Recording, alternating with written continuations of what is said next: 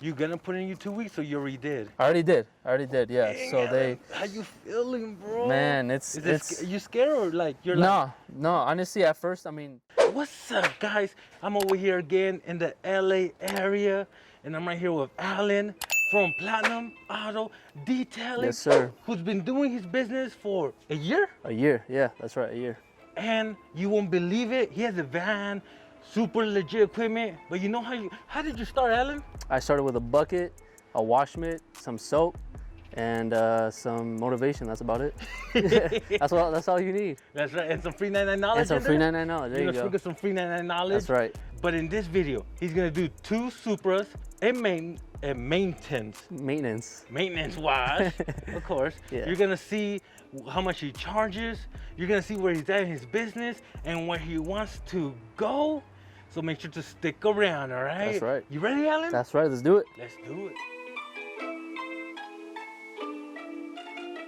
So let me ask you. That's right. How'd you get these customers? Repeat customers, first time? So these customers are actually from Instagram. I actually got my main source of customer source, I guess you could say, is Instagram right now. Really? Yeah, it's really just Instagram. But wait, I have a question about that. Sure, go ahead. So you post a picture. Uh-huh. But how do you attract LA people? You know what? I guess from them, it's just Instagram. I really only advertise like within a 15-mile radius of here, of this city. Wait, what do you mean advertise? Like you're paying for ads? Yeah, absolutely. Oh, yeah, for that's sure. what you, I thought you were just posting pictures. No, I'm paying for ads too. Yeah. I mean, on my account. Yeah. I take my own pictures and videos, and then we advertise within like a 15-mile radius.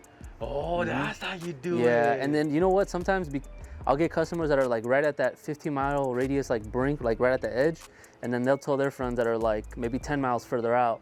So then, by the time I know it, it's like I have people from like, 20, 30 miles away that are trying to get, service from me. But yeah, that's really how it works. Hey, what if someone wants you, let's just say 30, 40 miles away? You reject them or you charge them a gas fee? Man, you know what? Honestly, I haven't really had, except for one time, I haven't really had anybody ask me to go out that far. For the moment, I don't know, man. It just has to be the right... I mean, if it's maybe a day where I don't have much going on, which is kind of rare right now, to be honest, but maybe, it just really depends. But for the most part, no.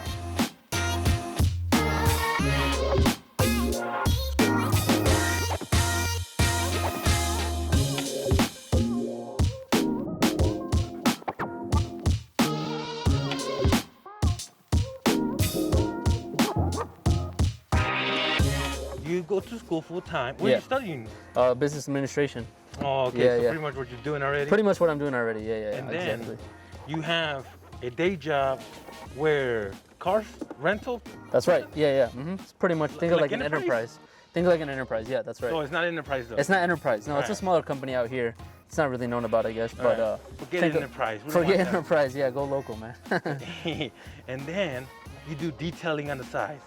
Yeah, it started from a side to now it's kind of taken over as a main gig. So yeah. And then you gonna put in your 2 weeks, or you already did? I already did, yeah. Dang, so how you feeling, bro? Man, it's you scared or like you're like... No, honestly, at first, I mean, I've been there for 5 years, so it's pretty much all I've known for, the majority of my young adulthood. And, making that jump to something, full-time that's solely dependent on me, pretty much, is it's a little scary at first when you think about it. But, somebody once told me, whenever it feels scary, that's the time to jump. So, now's the time to jump, and here we are doing it. There you go, man. Hey, man, I wish you the best of luck. Thank Alan. you, man. Appreciate that, bro. Thank you. Appreciate that. Oh, you're gonna make it happen. Hey, and it's just you? You don't got employees right now or helpers? No, I mean, I had a guy helping me for a little bit. Kind of slowed down for a little bit. So I'm back to doing it myself, but definitely gonna pick somebody up like ASAP. And then hopefully just keep getting more people. Hopefully the need is there to get more people. And yeah, just rocking and rolling from there.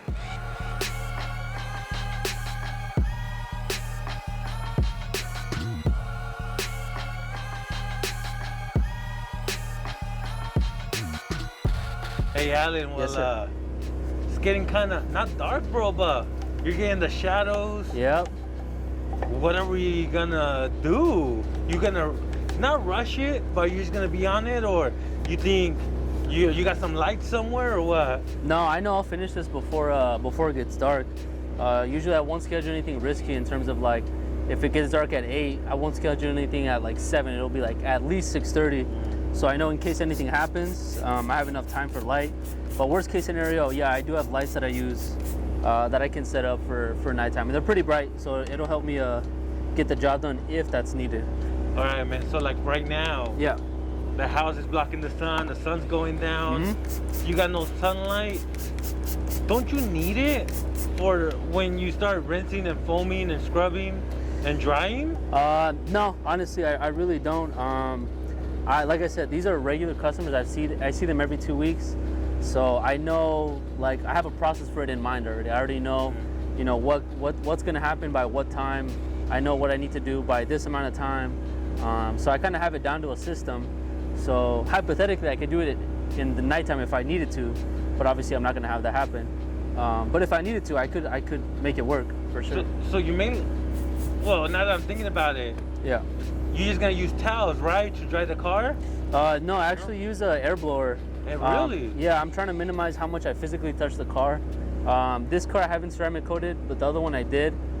So it's really easy to dry with the air blower. But I'm trying to minimize how much I actually touch the car, just to reduce any kind of marring or any potential scratching. You know, I use some pretty nice soft towels, but you never know what happens. You know, there could be debris as I'm washing the car landing on there, and I don't want to wipe any of that on there. So I'm trying to minimize how much I actually touch the car. Like this, debris like this right here? That's right. Yeah. Well, we haven't rinsed that yet.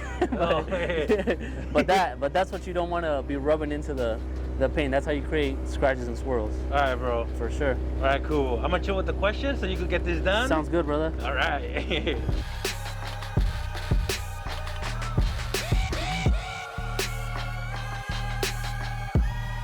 All right, Helen. So you're detailing this car right here, but I want to hear your story.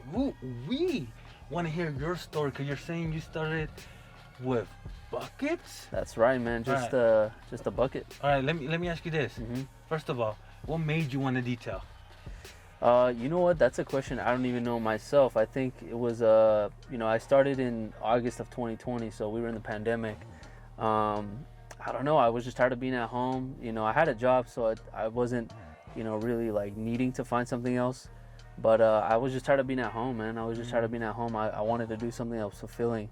So, and I'm more of a physical, like hands-on person. So I was like, man, let's start detailing cars. Just like that? Just like that. That's pretty much all it is. There's honestly not much other inspiration behind it besides that. All right, man. So you had the bucket. What other equipment and supplies did you start with? I started with a bucket, a wash mitt, some soap, and really that's it. Some brushes, some basic brushes. A hose? A hose. I didn't even have my own hose. I didn't even have my own hose. For the first probably 10 cars, I didn't even have a hose. I would just go over to customers' houses. I told them they need to have a water spout and their own hose. And if we were, you know, there was a green light, then we were good to go. What about vacuum? Did you even have a vacuum? Oh, that's right. I did have a vacuum. That's right. I had a vacuum, but it was just like it was like an old shop vac we had in my house. It was sitting there. It was definitely not like a detailing vacuum or anything. Yo, Alan, my question is, who were your customers that were so lenient, man? I know, right? So at first, the first couple of them were just like family, friends, but I didn't really count those. My first customers.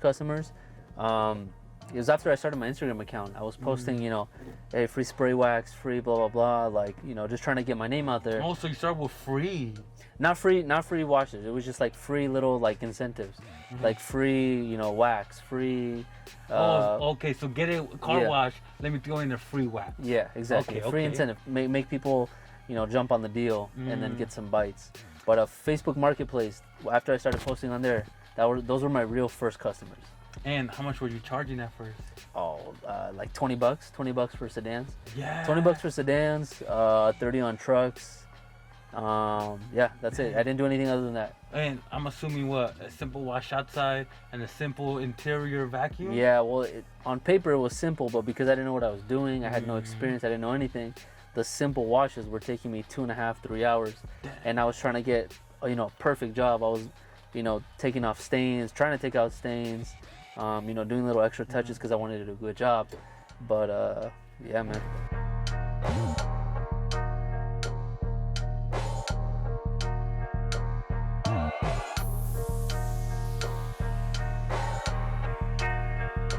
So let me ask you. You got your little buckets. Yeah. You're making it happen with that, getting some customers. At what point did you finally upgrade to the next thing? Not what you have now. Right. But when were you like, okay, I need this. I need that. Yeah, so once I started getting, you know, slightly bigger jobs, the first time I had a company reach out to me, it was a small company, it wasn't a bunch of cars, but they needed some of their work trucks cleaned, and I knew a hose was not going to be enough pressure to clean off those trucks. So I was like, okay, I need a pressure washer. Went and bought a pressure washer, and it was just like a little, like $80 Ryobi pressure washer. And then really just it depended on all the little jobs that I was getting.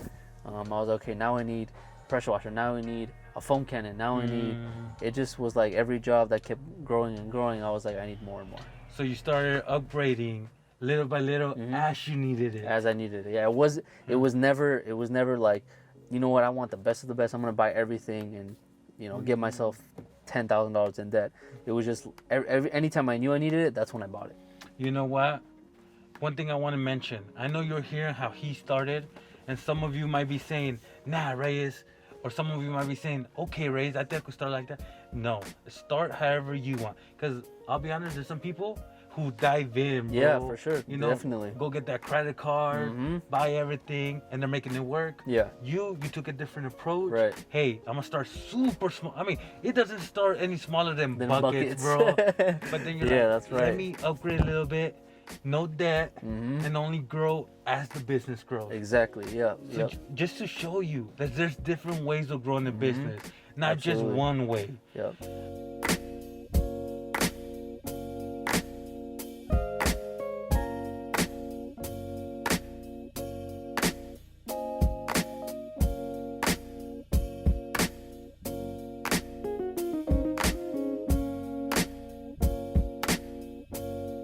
But now you have a van. Yeah. Now you have a setup back there. When did that happen?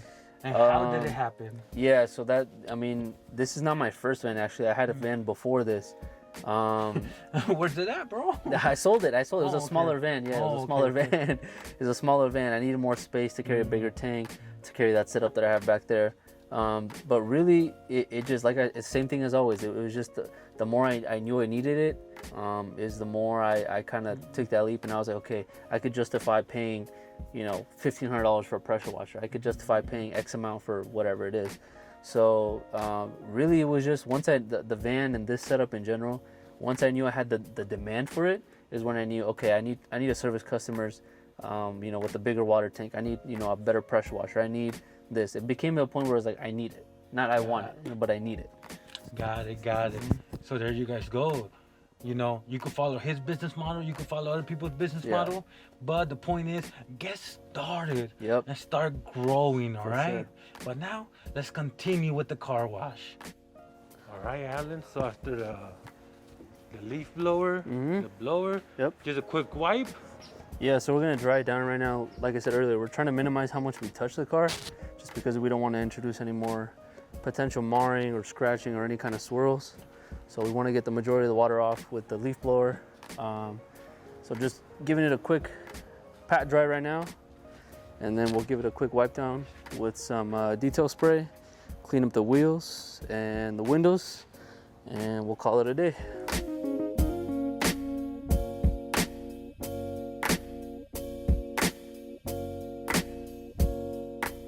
All right, Alan, car's coming out clean, but this is a maintenance wash. That's right, yeah. I would like to ask you, how many packages do you offer and at what price?